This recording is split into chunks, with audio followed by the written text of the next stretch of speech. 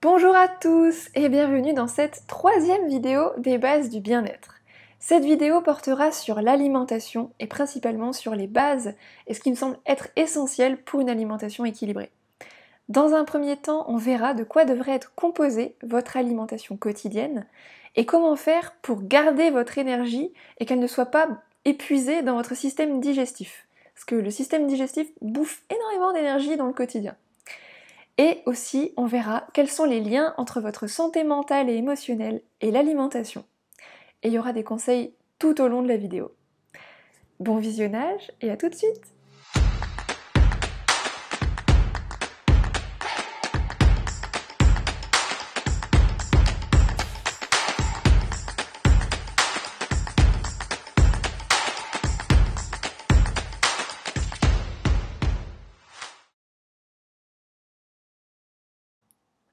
La qualité de notre vie dépend de la qualité de nos cellules.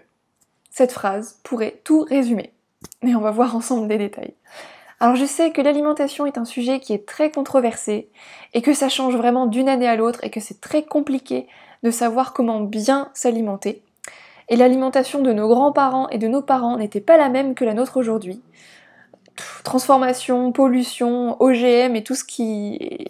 Je rentrerai pas dans les détails, mais ça a tout changé et c'est quand même assez compliqué du coup de savoir qu'est-ce qui est bon ou pas bon pour nous dans notre organisme.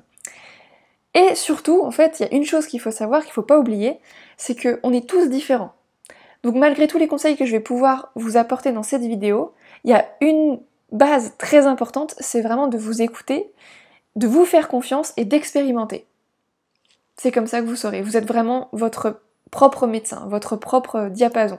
C'est votre corps en fait qui va savoir qu'est-ce qui est bon ou pas pour lui.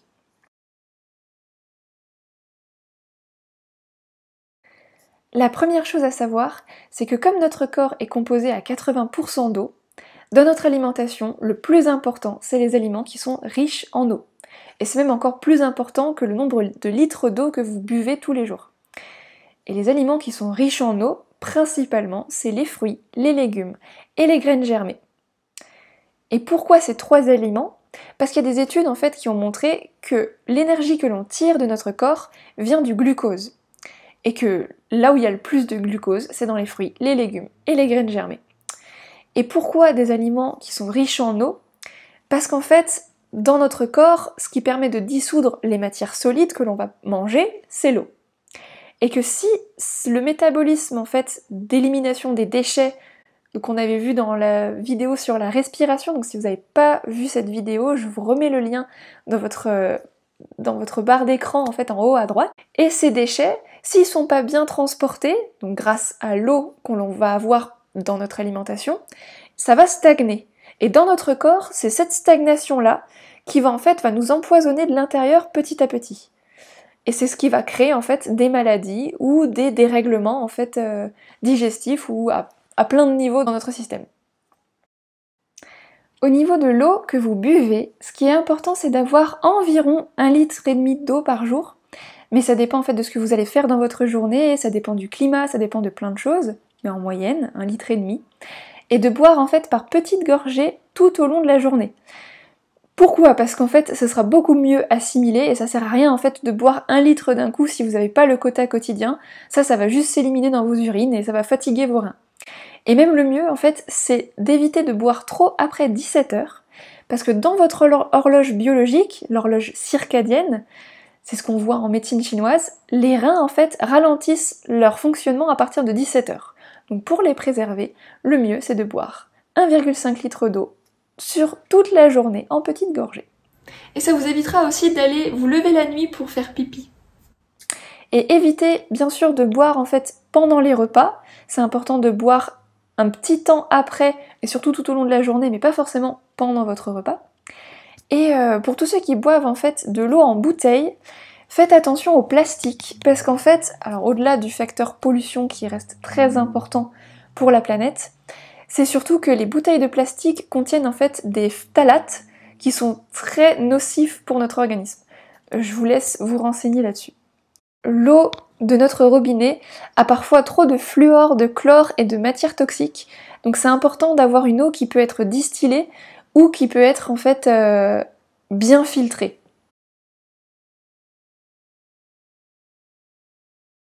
Les fruits sont vraiment le meilleur aliment pour l'homme. Parce qu'on a des intestins de frugivores, on n'a pas des intestins de carnivores. Ils sont vraiment très longs, très sinueux. Et les fruits, comme ils sont composés à 90-95% d'eau, bah c'est parfait. Et en fait, le fructose que contient le fruit, dans notre organisme, va se transformer en glucose. Donc comme dit, c'est de là qu'on tire notre énergie, et notre cerveau se nourrit principalement de glucose. Donc c'est vachement important pour notre équilibre au niveau mental, mais aussi au niveau physique. Et c'est important de savoir comment bien manger les fruits. Parce qu'en fait, quand on mange les fruits juste après un repas, dans notre système digestif, ça demande pas en fait les mêmes enzymes. Et les fruits, normalement, en fait, ils passent très très vite l'estomac et ils sont faits en fait pour se diffuser dans l'intestin grêle. C'est vraiment là qu'on en retire toutes les vitamines et tous les bienfaits. Et en fait, quand on a déjà mangé avant de manger des fruits, donc que ce soit des protéines, des féculents, et ben en fait, ça stagne au niveau de l'estomac. Et là, le fruit par-dessus, ça va fermenter. Et c'est là en fait où on va ressortir que du sucre, mais plus du tout tous ses bienfaits. Le fruit, le plus important, c'est de le manger en fait très espacé des repas, soit 45 minutes avant le repas, soit au moins 2-3 heures après. Donc le mieux, c'est même carrément de faire soit un repas de fruits, donc par exemple le matin, voire même le midi, hein, quand vous voulez, ou soit en fait de manger des fruits en collation, donc peut-être entre le petit déjeuner et le midi, ou entre le midi et le repas du soir. Et c'est important de manger des fruits qui sont frais et des jus frais. Parce que les jus de fruits qu'on va trouver dans les supermarchés, avec le conditionnement, ils sont devenus acides. Donc c'est pas terrible pour notre organisme. Donc, par exemple, un bon petit-déj équilibré pour bien commencer le matin, ça pourrait être en fait plein de fruits et des graines. Alors des graines comme des noix, des noisettes, des amandes ou même des graines germées. L'essentiel étant d'avoir en fait du fructose et des protéines le matin. Le fructose parce que ça va se transformer du coup en glucose, ce qui va nourrir notre cerveau. Et la protéine qui va en fait aider le neurotransmetteur de dopamine, ce qui va nous apporter de la motivation et du dynamisme pour bien démarrer la journée. Ce qui est plutôt pas mal.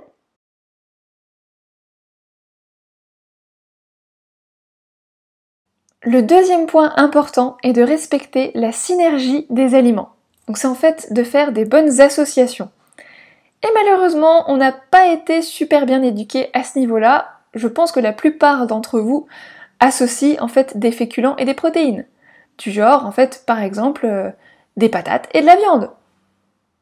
Et oui. Et en fait, cette association-là, elle va créer un désordre dans notre système digestif parce qu'elle va complètement le ralentir, voire même l'arrêter. Parce qu'en fait, les protéines et les féculents ne demandent pas en fait les mêmes enzymes digestives. La protéine aura besoin d'un milieu acide et les féculents ont besoin d'un milieu basique. Donc en fait, les enzymes qui vont venir digérer ces aliments-là sont pas les mêmes. Il y a une loi chimique qui dit que deux milieux qui sont opposés, donc ici le basique et l'acide, ne peuvent pas opérer en même temps. C'est pas possible. Ils se neutralisent l'un l'autre. Donc vous imaginez que au niveau de votre digestion, quand vous associez féculents et protéines, ça va complètement ralentir votre système digestif, voire même le stopper. Et normalement, notre système digestif, qui est censé faire en fait sa digestion en 3-4 heures, peut mettre en fait de 8 à 14 heures pour digérer les mauvaises associations alimentaires. Donc par exemple, en fait, quand on fait un repas comme une raclette, un barbecue ou les fêtes de Noël, et bien toute la nuit, en fait, notre organisme, au lieu de dormir et de se régénérer, va utiliser en fait énormément d'énergie pour digérer. Je pense que la plupart d'entre nous se rappellent les nuits en fait après des repas très copieux. C'est rarement des nuits confortables. Voire même il y a des personnes qui peuvent faire des cauchemars quand le système digestif il est surutilisé en fait comme ça. Quand le système digestif est ralenti, voire arrêté, il va y avoir un excès d'acidité dans notre corps, ce qui va épaissir notre sang, ralentir la circulation sanguine dans les vaisseaux et va priver notre organisme d'oxygène. C'est pas terrible. Ça vous vole complètement votre énergie, et toute énergie qui ne circule pas bien dans l'organisme est potentiellement une cause de maladie. Tous les aliments qui sont non digérés vont du coup stagner et fermenter dans notre organisme, ce qui va en fait construire un terreau qui est propice du coup aux bactéries et donc qui va nous conduire à des désordres digestifs et voire d'autres maladies. On perd énormément d'énergie dans notre digestion. Et la digestion commence aussi avec la mastication. Donc quand on mange trop vite les aliments et qui ne sont pas déjà pré-mâchés, c'est encore une fois rajouter du travail à notre système digestif. Donc pensez à bien mastiquer, à prendre le temps, à saliver, parce que déjà dans la salive, en fait, c'est le début du système digestif. Chez beaucoup de personnes, la digestion demande énormément au système nerveux. Le fait de manger doucement et de bien prendre le temps de mâcher les aliments apporte plus vite la sensation de satiété. Donc ce que vous pouvez déjà faire, c'est d'avoir au moins un aliment riche en eau par repas, et avec un autre aliment qui n'est pas riche en eau, si vous voulez, et d'éviter d'associer protéines et féculents. À savoir aussi que tout ce qui est féculent apporte énormément de mucosité dans notre organisme. Donc des personnes en fait qui auraient tendance à avoir souvent le rhume ou des rhinites allergiques ou même de l'asthme sont des personnes qui parfois mangent trop de féculents, trop en fait de sucre lent. Donc vous pouvez faire attention à ça aussi dans votre alimentation. Le troisième point important, c'est l'apport en protéines dans notre corps. Et les produits laitiers ne sont pas nos amis pour la vie. Ouais, j'ai craqué. Et que ça peut provoquer en fait, encore une fois, de l'acidité et donc de l'inflammation dans notre corps. À savoir que le veau, à sa naissance, va passer en fait de 45 kg à 500 kg en seulement 2-3 ans grâce à la protéine, la caséine, apportée en fait par sa mère. Mais l'humain, en fait, nous, on naît avec 2-3 kilos à la naissance, et c'est seulement, en fait, en 20-30 ans qu'on va atteindre entre 50 et 100 kilos. Et du coup, en fait, la protéine qu'on va prendre, en fait, de la vache, elle n'est pas faite pour notre métabolisme. Ça peut créer énormément de dérèglements. Ça peut créer, en fait, de l'arthrite, de l'arthrose, de l'ostéoporose, etc. Il y a de plus en plus de bébés, en tout cas, qui naissent avec une intolérance au lactose, et c'est pas pour rien. Et on entend aussi beaucoup que les produits laitiers vont nous apporter énormément de calcium. Sauf qu'en fait, il y a des études qui montrent que normalement, notre métabolisme n'assimile pas le calcium des produits laitiers. Donc le mieux est de se fournir en calcium par d'autres moyens, donc par exemple les légumes. Et que apparemment, au lieu d'apporter du calcium dans les os, les produits laitiers décalcifieraient en fait nos os. Mais bon, je vous invite à ne pas me croire sur parole et à faire vos recherches, par exemple lire en fait le docteur Joyeux ou le professeur Jean Signalet. Les protéines apportent énormément d'énergie à notre organisme, mais par contre, à l'inverse, si elles sont en excès, elles l'épuisent complètement. Alors on est rarement en excès de protéines quand on est végétarien, mais quand on mange de la viande, comme la viande contient énormément d'acide urique, ça va épuiser notre organisme. En fait, l'animal, quand il est tué, tout son système s'arrête, et donc toutes les cellules en fait, de son système lymphatique, qui sont censées contenir des déchets à éliminer, comme l'acide urique ou l'azote, vont être libérées à ce moment-là et diffusées en fait dans le sang de l'animal. C'est même ce qui va faire son goût et ce que ceux qui mangent la viande aiment. Sauf qu'en fait, c'est des déchets, c'est des toxines, et ça peut provoquer en fait, ça va provoquer un excès d'acide urique dans notre corps, et l'azote va même nous procurer énormément de fatigue, va fatiguer tout notre organisme, et l'ensemble en fait va donner énormément d'inflammation à notre corps, ce qui peut provoquer en fait des maladies comme la goutte, l'arthrite, voire même de l'ostéoporose, de la polyarthrite, etc. Et sur le long terme, en fait, notre corps, il mange en fait des déchets que l'animal est censé normalement éliminer. Donc notre corps va se fatiguer à essayer, en plus de nos déchets d'autres aliments à éliminer, d'éliminer en fait les déchets de l'animal mort. Et notre organisme ne peut éliminer que 0,5 g d'acide urique par jour, alors qu'un bout de viande en fait normale va déjà en contenir 0,9. Donc on est de toute façon en excès d'acide urique. Et le processus d'osmose au sein du côlon de l'animal qui contient toutes les bactéries putréfactrices ne marche plus, donc en fait ces bactéries-là, elles vont se diffuser et se propager aussi dans la chair de l'animal, et c'est même ça qui attendrit la chair de l'animal.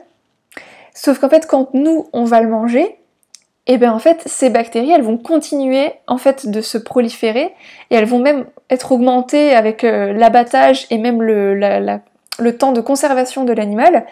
Et dans notre organisme, en fait, toutes ces bactéries vont se rajouter à notre système lymphatique, à l'évacuation en fait des déchets, et va provoquer encore en plus de l'acide urique une surcharge à éliminer.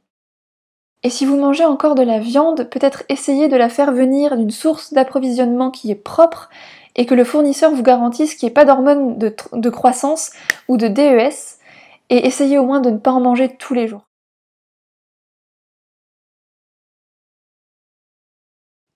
Et quand on a une douleur quelque part, ça peut aussi être dû au fait que le corps, au moment d'éliminer en fait l'acide urique, il va le décristalliser dans le sang.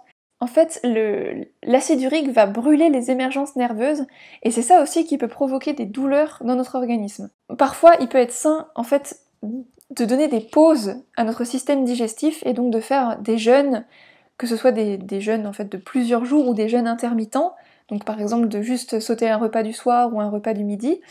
Et pour ce qui est des jeûnes en fait sur des longues périodes, il est mieux d'être bien encadré et de pas faire ça en fait n'importe comment. Donc ça, je vous invite à aller voir des spécialistes si vous êtes intéressé par ça. Parce qu'en fait, au moment où votre organisme il va être au repos, à chaque fois, l'organisme va chercher à être dans son équilibre le plus parfait. Donc il va essayer d'éliminer l'acide urique de notre corps. Et c'est ça en fait qui peut provoquer des poussées en fait de douleur, ou même des moments où quand on jeûne, en fait, on est d'abord inconfortable et il y a d'abord en fait des dérèglements qui se passent. Et quand on vit un choc ou un traumatisme émotionnel ou physique, notre corps a besoin justement de son énergie pour pouvoir gérer ça, mais il ne pourra pas gérer ça tant qu'il n'a pas en fait éliminé l'acide urique de notre corps. Donc ça crée encore plus un blocage sur le blocage.